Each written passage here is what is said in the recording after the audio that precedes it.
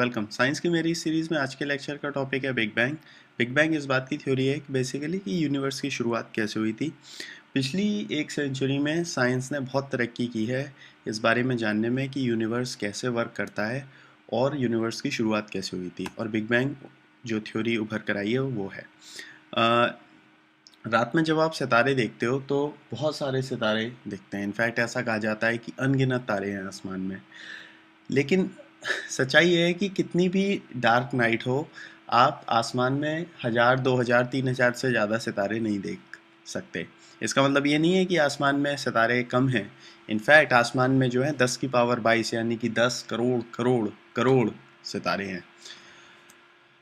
ये सितारे क्या आसमान में रैंडमली स्कैटर्ड हैं जैसा देखने में लगता है? ऐसा नहीं है। ये सितारे जो है आसमान में रैंडमली स्कैटर्ड नहीं है, बल्कि सितारे जो हैं वो क्लस्टर्स में हैं। मतलब खूब सारे सितारे एक क्लस्टर में होंगे, फिर खूब सारी खाली स्पेस, फिर खूब सारे सितारे एक क्लस्टर में होंगे। इस तरह से स्कैटर्ड है, और इन क्लस्टर्स को हम गैलेक्सीज कहते हैं। हमारा सितारा सूरज, जो कि एक स्टार है, वो भी एक गैलेक्सी का पार्ट है, जो कि है मिल्की वे।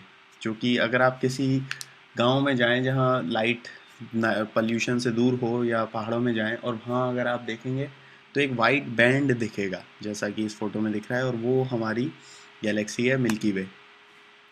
लेकिन हम ये सब कैसे जानते हैं?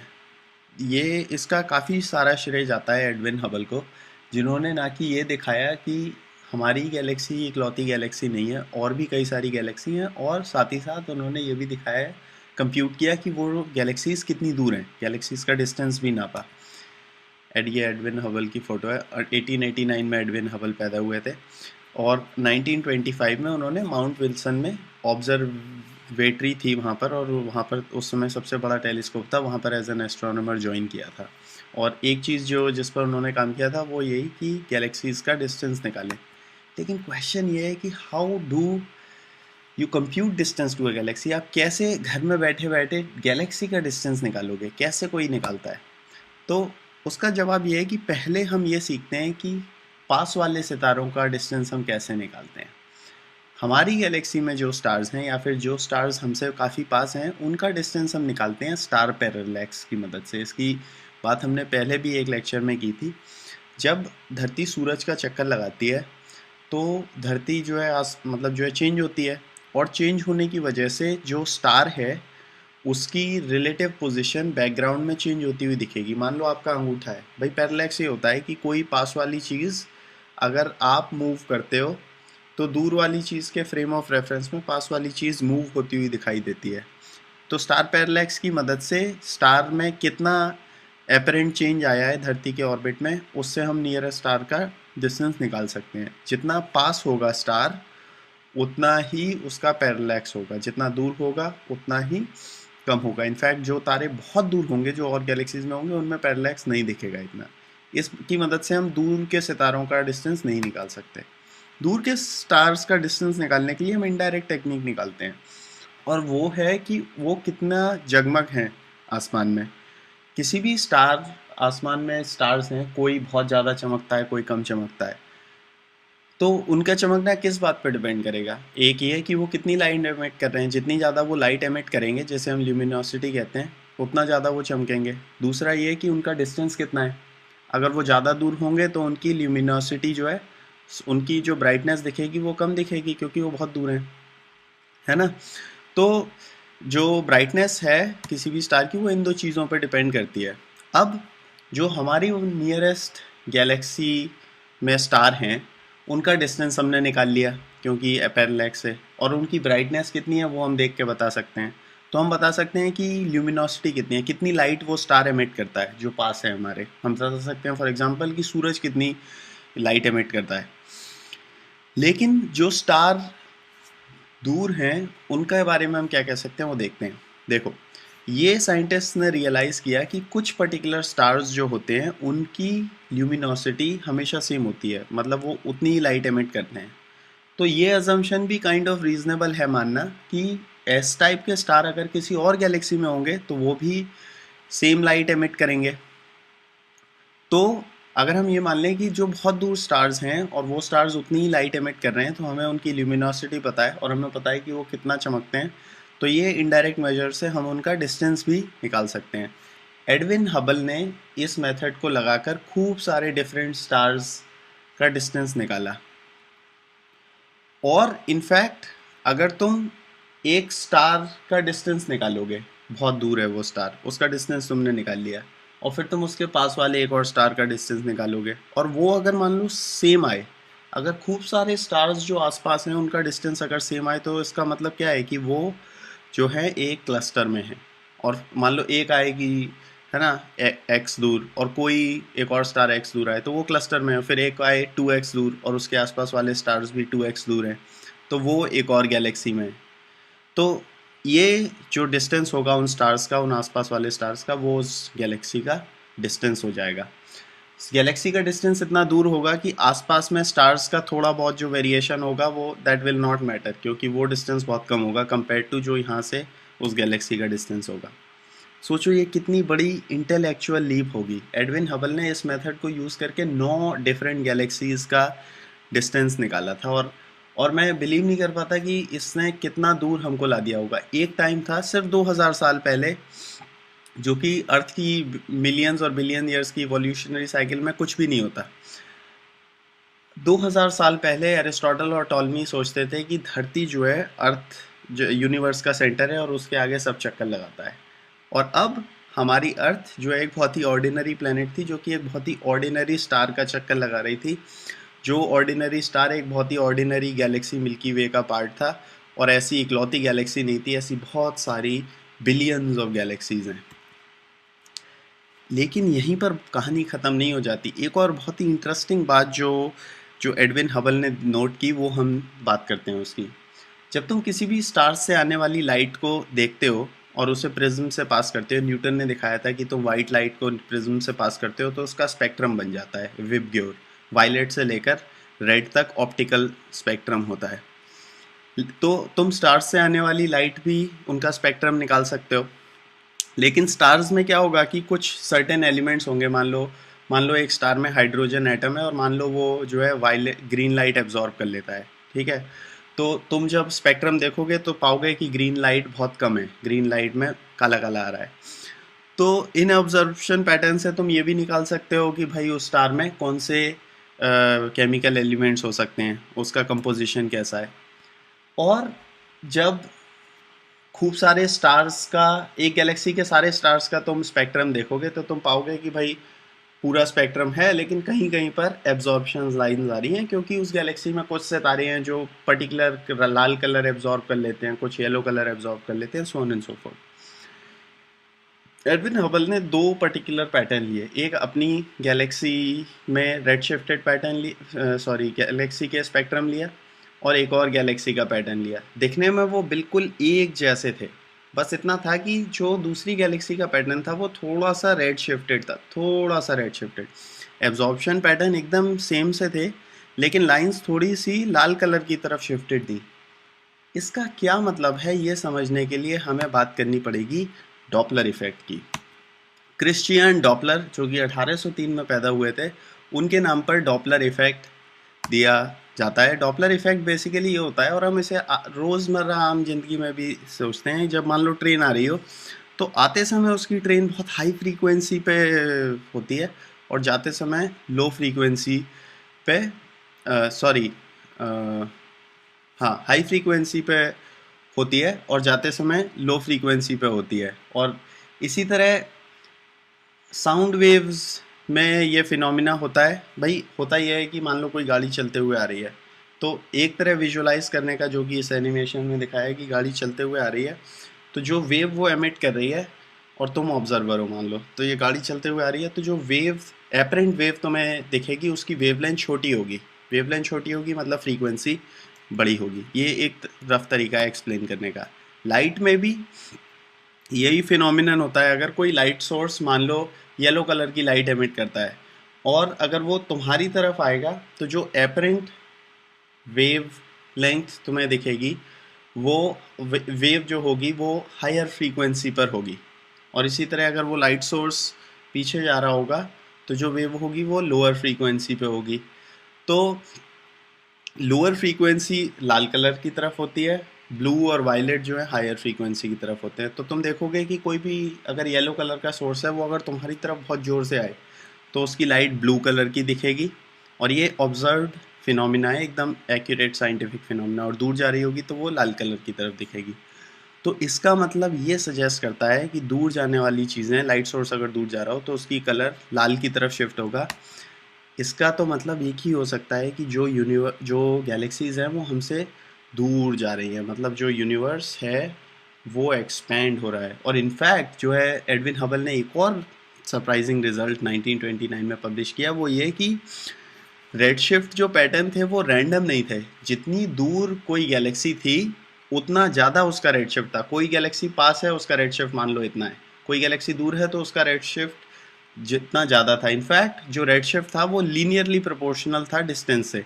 और हबल ने ये लॉ भी दिया कि velocity is equal to H nought into D. H nought Hubble's constant है, और वेलोसिटी जो जो जिस वेलोसिटी से गैलेक्सीज एक दूसरे से दूर भाग रही हैं वो लीनियरली प्रोपोर्शनल है डिस्टेंस के। जितना ज़्यादा डिस्टेंस उतना ज़्यादा वेलोसिटी। यूनिवर्स एक्सपैंड कर रहा है।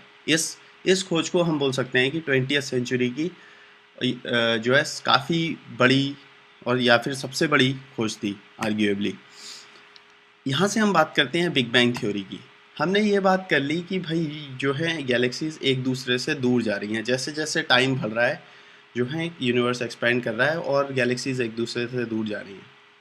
सपोज हम जो है घड़ी को पीछे कर दें टीवी की तरह, तो इससे क्या पता चलेगा कि गैलेक्सीज जो हैं वो एक समय में बहुत पास रही होंगी। और अगर हम टाइम को और पास कर दें तो क्या कभी ऐसा होगा कि ये सारी गैलेक्सीज बहुत पास पास होंगी? और अगर और टाइम में पीछे जाएं तो क्या होगा? ये थ्योरी कि मैटर एक समय पे इतना ज़्यादा डेंस था कि वो ऑलमोस्ट एक एटम के अंदर आ जाता था, ये थ्योरी 1927 में पब्लिश की थी जॉर्ज लेमात्रे ने, जो कि 2 साल पहले था हबल के रिजल्ट पब्लिश करने से पहले। और केवल theory of relativity, general theory of relativity use करते हुए लेमात्रे ने ये थ्योरी प्रपोज की थी। जनरल थ्योरी ऑफ रिलेटिविटी जो आइंस्टाइन की है वो भी हम जल्दी ही बात करेंगे उसकी।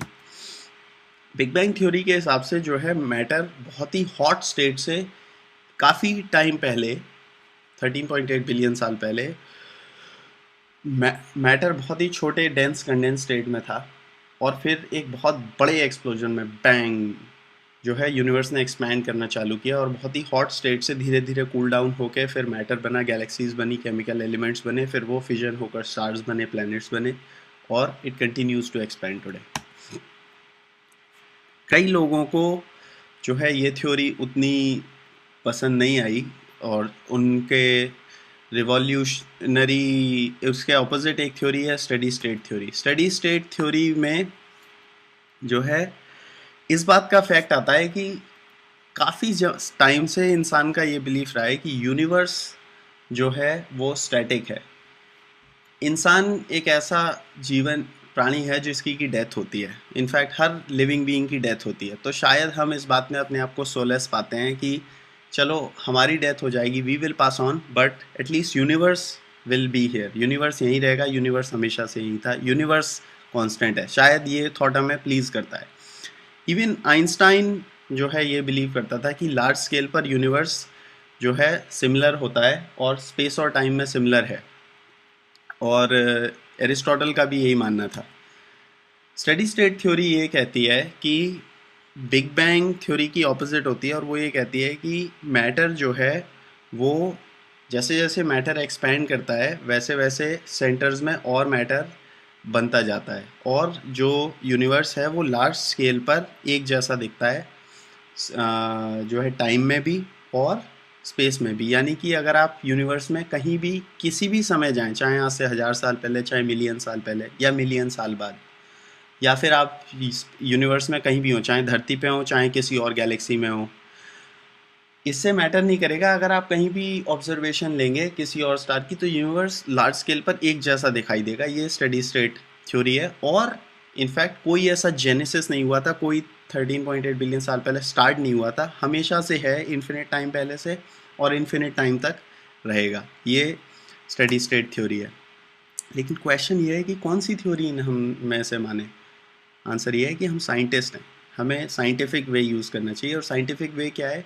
कोई भी अच्छी साइंटिफिक थ्योरी वो होती है जो कि डेफिनेट प्रेडिक्शन दे, जिनको कि तुम ऑब्जर्वेशन से फॉल्सिफाई कर सको। मैं पहले भी बात की थी कि एस्ट्रोलॉजी जो है, ज्योतिष विद्या इसीलिए साइंस नहीं है। क्यों? क्योंकि तुम उसे उस वो कोई डेफिनेट प्रेडिक्शन नहीं देती, और अगर डेफिनेट प्रेडिक्शन देगी तो उसे फॉल्सिफाई किया जा सकता है ऑब्जर्वेशन से। तो एक प्रेडिक्शन जो बिग बैंग थ्योरी की होती है वो है कॉस्मिक माइक्रोवेव बैकग्राउंड रेडिएशन। इसका मानना ये, इस प्रेडिक्शन का मानना ये है कि अगर यूनिवर्स बहुत कंडेंस्ड और हॉट स्टेट से ओरिजिनेट हुआ है तो उस समय बहुत सारी माइक्रोवेव रेडिएशन जनरेट हुई होगी, जो कि हम आज भी डिटेक्ट कर सकते हैं और सुन सकते हैं। तो 1965 में बहुत ही अमेजिंग बात हुई कि दो अमेरिकन साइंटिस्ट न्यूयॉर्क के पास आर्नो पेंजाइस और रॉबर्ट विल्सन बेल लेबोरेटरी में काम कर रहे थे, और वो एक ऐसे डिवाइस पर काम कर रहे थे। ये उनका जो है एंटेना था जो कि माइक्रोवेव डिटेक्ट करता था, बहुत ही सेंसिटिव माइक्रोवेव डिटेक्टर पर काम कर रहे थे। उनका पर्पस जो है ये CMB डिस्कवर करना नहीं था, उनका पर्पस जो है इंटरनेट और टेलीफोन के लिए काम करना था। अब हुआ ये कि उनका जो ये इक्विपमेंट था वो बहुत सेंसिटिव था, और वो जो है जितनी वो नॉइज़ एक्सपेक्ट करते थे उससे काफ़ी ज़्यादा नॉइज़ वो कैच कर रहा था। तो शुरू में तो उन्हें लगा कि उनका इक्विपमेंट भाई ख़राब है। उन्होंने जो है उसे साफ़ भी किया, कुछ उसमें से कूड़ा वगैरह निकला। उसके बाद भी उन्होंने नोटिस किया कि नॉइज़ आई जा रही है, आई जा रही है, आई जा रही है। इनफैक्ट वो नॉइज़ जो है दिन में भी सेम है, रात में भी सेम है। उसका सन से कोई लेना देना नहीं है। उसे चाहे तुम एटमॉस्फियर में ऊपर पॉइंट करो, चाहे होराइजन की तरफ पॉइंट करो, जो है सेम नॉइज़ डिस्टरबेंस है। इसका मतलब वो एटमॉस्फियर से भी नहीं आ रही, क्योंकि कोई अगर एटमॉस्फेरिक डिस्टरबेंस होती है तो होराइजन की तरफ पॉइंट करने में कम डिस्टरबेंस होता है, और डायरेक्ट ऊपर पॉइंट करने पे कम डिस्टरबेंस होता है क्योंकि कम एटमॉस्फेयर चलना पड़ता है, और होराइजन पे पॉइंट करने पे ज़्यादा डिस्टरबेंस होता है क्योंकि ज़्यादा एटमॉस्फेयर कवर करना पड़ता है। सिमिलरली ये नॉइज़ हर महीने सेम थी, जनवरी में भी सेम थी और मार्च में भी सेम थी, या दिसंबर में भी सेम थी। मतलब इसका कोई लेना देना नहीं था कि धरती जो है सूरज के चक्कर जब लगाती है तो कहाँ पर है, वो सेम थी। यानी ये नॉइज़ जो है सोलर सिस्टम से ही बाहर से आ रही थी। ये जो है background noise cosmic background noise थी, और ये one of the biggest discoveries है 21st सेंचुरी की। ये डिस्कवरी इतनी बड़ी है कि उस समय बहुत स्ट्रॉन्ग डिबेट थी साइंटिस्ट के बीच, बिग बैंग थ्योरी और स्टेडी स्टेट थ्योरी के बीच, लेकिन इस डिस्कवरी ने जो है साइंटिस्ट को कन्वर्ट कर दिया बिग बैंग थ्योरी में मानने में, और इन दो साइंटिस्ट को इसके लिए नोबेल प्राइज़ भी मिला। बिग बैंग थ्योरी की एक और प्रेडिक्शन ये है कि जो लाइटर एलिमेंट्स होंगे वो अबेंडेंस में होंगे, जैसे कि हाइड्रोजन और हीलियम। ऐसा मानना है कि यूनिवर्स जब बहुत कंडेंस स्टेट से चालू हुआ तो पहले धीरे धीरे तो वो कूल डाउन हुआ। 3 मिनट के अंदर 10⁻⁹ केल्विन उसका टेम्परेचर हो पाया, और कूल डाउन हुआ, and it continues to cool down आज भी। तो जब मैटर कूल डाउन हुआ तो धीरे धीरे पहले हाइड्रोजन बनना चालू हुआ, फिर जो है उससे हैवियर एलिमेंट, उस हाइड्रोजन कंबाइन होकर हीलियम बना, हीलियम और कंबाइन होकर और हैवियर एलिमेंट्स बने। तो क्योंकि पहले सबसे पहले हाइड्रोजन बना था तो हाइड्रोजन सबसे ज़्यादा होना चाहिए, फिर उससे कम हीलियम, और बाकी एलिमेंट्स और कम होने चाहिए। इनफैक्ट और ये ट्रू है कि हमारे यूनिवर्स में आज बाय मास 73% हाइड्रोजन है, 25% हीलियम और केवल 2% बाकी हैवियर एलिमेंट्स हैं। तो लाइटर एलिमेंट्स की अबेंडेंस भी बिग बैंग एक्सप्लेन करता है। कंक्लूड करते हुए, पिछली एक सेंचुरी में हमने बहुत ह्यूज एडवांसमेंट्स करे हैं अपने यूनिवर्स की अंडरस्टैंडिंग में।